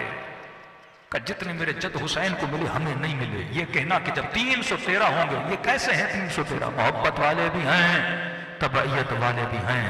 ये करबला की 40 हमें तबैयत में लाती है, इसार का जज्बा कि जब तक लुटाओगे नहीं, मिटाओगे नहीं अपनी अना और मैं को, मर्जी खुदा पे, या अय्युहतुन नफ्सुल मुतमइन्ना इरजिई इला रब्बिक राज़ियतन मर्ज़िया। जब तक महबूब हुसैन न बनोगे और जब तक हुसैन के महबूब नहीं बनोगे, तब तक अब्बास मिजाज न बनोगे। हमें मोहब्बत ने जमा किया, जमा करके हमें तबैयत की मंजिलों पे लाना चाहते हैं। इतनी कीमत है इस अज़ादार की कि मेरे चौथे इमाम फरमाते हैं खुलूस से दिल से मेरे बाबा को सलाम किया करो। मैं कुर्बान जाऊं अपने चौथे इमाम पे। किसी ने कहा कि मौला इतनी ताकीद क्यों है सलाम की? फरमाया क्योंकि आशूरा के दिन मेरा बाबा तरस गया था। इस जुमले को दर्क करिएगा, समझ के रोइएगा। फरमाया आशूरा के दिन मेरा बाबा तरस गया था। मौला क्या मतलब? का इस इंतजार में था कोई तो आएगा ना जो मुझे सलाम करेगा। कोई कहता था बागी है इसे सलाम न करो। का सलाम तो नहीं आया, किसी ने पत्थर मारा, किसी ने नेजा मारा, किसी ने तलवार मारी। फरमाया जब तुम में से कोई मेरे बाबा को सलाम करता है तो बाबा के कलेजे को ठंडक मिलती है। और किसी मोमिन ने जब ख्वाब में देखा ना, फरमाया खुलूस से दिल से मुझको सलाम करो, खुदा तुझे सवाब इजारत हुसैन अता करेगा।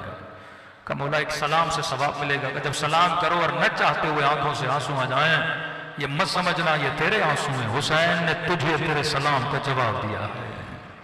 आज चंद लम्हों के लिए दिलों को करबला की तरफ रवाना करें, अपने कल्ब को रूह अतहर इमाम हुसैन की तरफ मुतवज्जे करें। आज की रात पुरसे की रात है। आज की रात उस इमाम की रात है जो हर इमाम से ज्यादा रोया है। कहते हैं ना 40 साल इमाम ज़ैनुल आबिदीन रोए। मैं कहता हूँ 1000 साल गुजर गए, फर्जंद ज़हरा आज तक रो रहा है। और ये फरमाए कि हर रोज नमाज असर के बाद खुदा मुझे मेरे हुसैन का खून भरा कुर्ता दिखाता है। जिस कुर्ते को देखकर ज़हरा की कब्र में ज़िलज़िला आ जाए, जिस कुर्ते को देखकर नबी ये कहें कि ज़ैनब कुर्ता हटा, नबी से बर्दाश्त नहीं होता। फरमाते ये कुर्ता मैं हर रोज नमाज असर के बाद देखता हूँ। बदलत दुमू दमा ऐ मेरे जद हुसैन आंसुओं के बदले आप पे खून रो, दिनों को करबला ले जाएं। आज ऐसे सलाम करें जैसे ज़ैनब ने भाई को सलाम किया, जैसे सकीना ने बाबा को सलाम किया। जिसे सलाम आता है मेरे साथ पढ़े, जिसे नहीं आता नाम हुसैन तो सबको आता है, सब मिलके अस्सलाम अला हुसैन व अला अली इब्न हुसैन व अला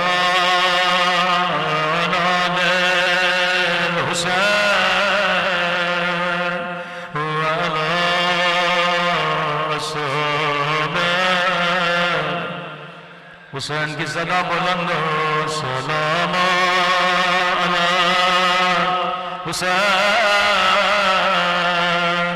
व अला अली इब्न बुलंद आवाज व अला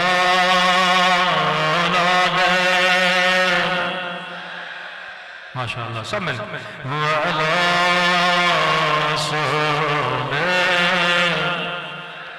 सब मिलके सलाम अला हुसैन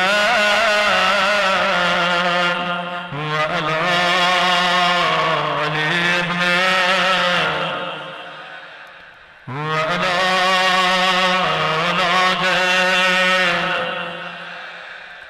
व अला असहाबे मेरा सलाम सकीना की यतीम पे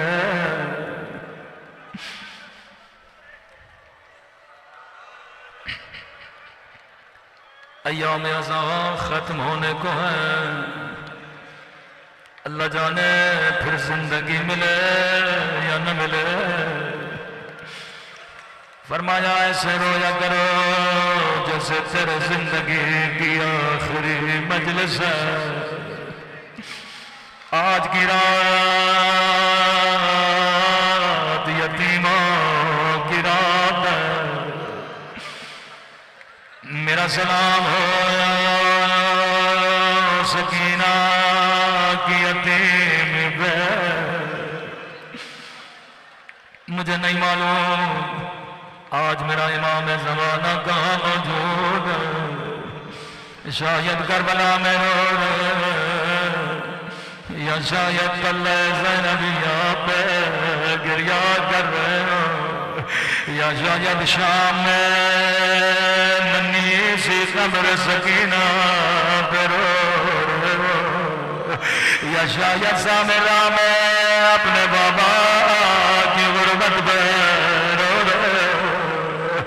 लेकिन मेरा दिल करता है आज की रात मेरे मौला जन्नतुल बकी में होंगे, टूटी हुई कब्र सकीना अपने कब्र ज़हरा पे रो रहे होंगे, जिस कब्र पे कोई साया नहीं है, जहाँ कोई मातम करने वाला नहीं है।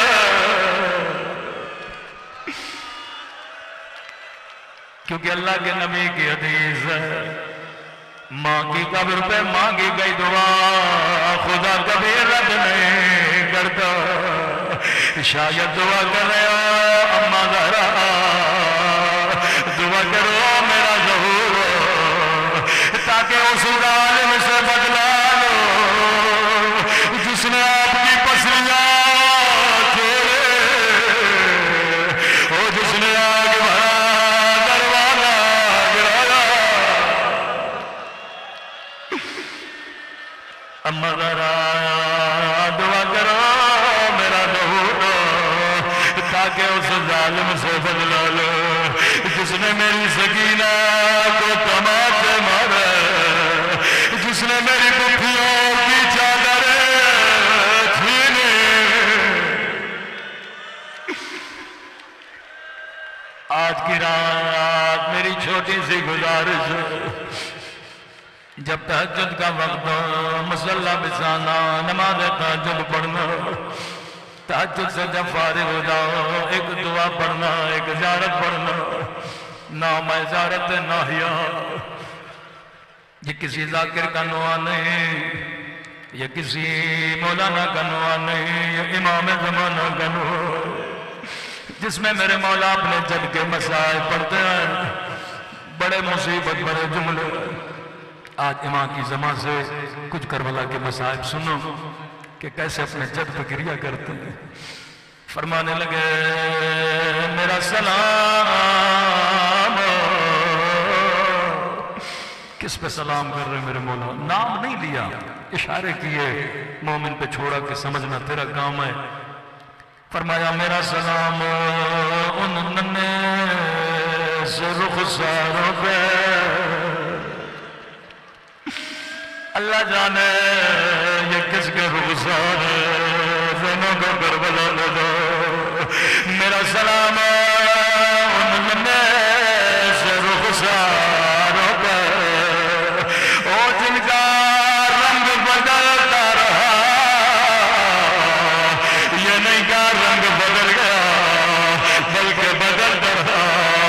कभी शिमर के तमाचों ने रंग नीला किया, कभी जालिम के तमाचों ने रंग सिया किया। आवाज थोड़ी बढ़ाई, मुझे नहीं पता इन रुखसारों को क्यों याद करके रो रहे। शायद मेरे मौला सोच रहे हैं मैं भी यतीम हुआ, सकीना भी यतीम हुई, लेकिन किसी ने मुझे तमाचे तो नहीं मारे, किसी ने मुझे तालियाने तो नहीं मारे। लेकिन जब ये बच्ची यतीम हुई, कभी शिमर तमाचे मारता था, कभी इब्ने साद तालियान मारता था। तभी फरमाया मेरा सलाम। मेरे मुसलमान आज के दिनों में खुशियां मना रहे, शायद कोई गुजरे आपसे पूछे शिया इतना क्यों रो रहे हैं?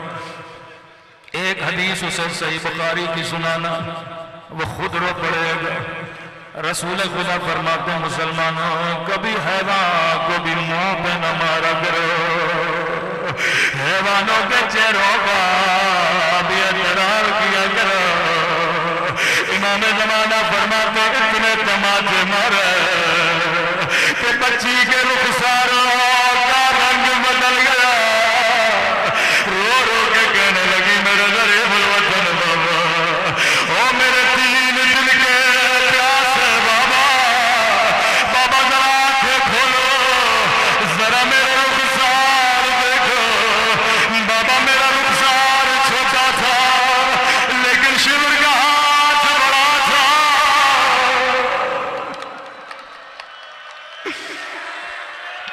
मैं कुर्बान इमाम ज़माना आपकी मजलूमियत। मौला जब आप यतीम हुए, किसी ने आपको तमाचा नहीं मारा, लेकिन जब सकीना यतीम हुई, इतने तमाचे मारे कि बाबा बाबा करके चली गई। अगला सलाम इससे भी दर्द भरा सलाम, ज़ियारत नाहिया मेरे मौला का सलाम। पहले फरमाया मेरा सलाम उन नन्हे से रुखसारों पे, जिनका रंग तमाचों ने बदल लिया। फिर फरमाया मेरा सलाम उन जख्मी होठों पे, उन फटे हुए होठों पे। अल्लाह जाने ये किसका होठ है, मुझे नहीं पता इमाम ज़माना क्यों याद कर रहे। शायद मौला की गोद में जब हसन अस्करी का सर था, मौला अपने बाबा के होठों को देख रहे थे, मौला को कोई और होठ याद आए होंगे। कहने लगे मेरा सलाम हो उन होठों पे, ओ जिन पर जालिम छड़ी मारा था। अल्लाह जाने ये मंजर ज़ैनब ने कैसा देखा, ये मंजर सकीना ने कैसा देखा। मैं कुर्बान इमाम ज़माना आपकी मजलूमियत पे। आखिरी सलाम और रहमत को तमाम करो। ये तीन मंजर हैं जिन पे मेरे मौला सलाम कर रहे हैं। फरमाया उन रुखसारों पे जिन पे इतने तमाचे लगे कि रंग बदल गया। आवाज थोड़ी बढ़ाइएगा। मेरा सलाम उन होठों पे जिन्हें इतनी छड़ियां मारी गई कि जख्मों में बदल गए। आखिरी सलाम सबसे दर्द भरा सलाम। फरमाया मेरा सलाम उन कलाइयों पे जिन्हें रस्सियों से बांध गया। अल्लाह जाने ये किसकी कलाइयां है। कदीमी मोमिनों समझ गए। मैंने अपने उस्ताद से पूछा, मैंने कहा किसकी कलाइयां हैं जिसे इमाम ज़माना याद कर रहे हैं। रो के कहने लगे ये ज़ैनब की कलाइयां हैं जिसे इमाम ज़माना याद करके। मैंने कहा किबला सैयदा को ताज़ी आने लगे। मौला ने वो मंजर याद नहीं किया। जालिम ने नोके नेज़ा से मारा, मेरे मौला ने वो मंजर याद नहीं किया। मैंने कहा इन कलाइयों में ऐसा क्या था। कहने लगे 11 मुहर्रम को ज़ैनब ऊंट से ऐसे गिरी जैसे अब्बास गिरे थे। शायद कोई मोमिन का मौलाना ये क्या पढ़ रहे हैं। ज़ैनब के तो बाजू सलामत थे, अब्बास के बाजू सलामत नहीं थे। भला बीबी अब्बास की तरह कैसे गिरी। मैंने कहा जवाब मैं नहीं दूंगा। इमाम ज़माना फरमाते हैं मेरा सलाम हो मेरी उन पुट्ठियों पे जिनके हाथों को उनकी गर्दनों से बांधा गया। और ज़ैनब ऐसे गिरी जैसे अब्बास गिरे थे। लेकिन इमाम ज़माना ये मंजर क्यों याद कर रहे। कहा क्योंकि मौला ने अपने बाबा का जनाजा उठाया, अपने बाबा को कांधा दिया, अपने बाबा पे नमाज पढ़ी, अपने बाबा को दफनाया। ज़ैनब क्यों गिरी। कहने लगा ज़ैनब की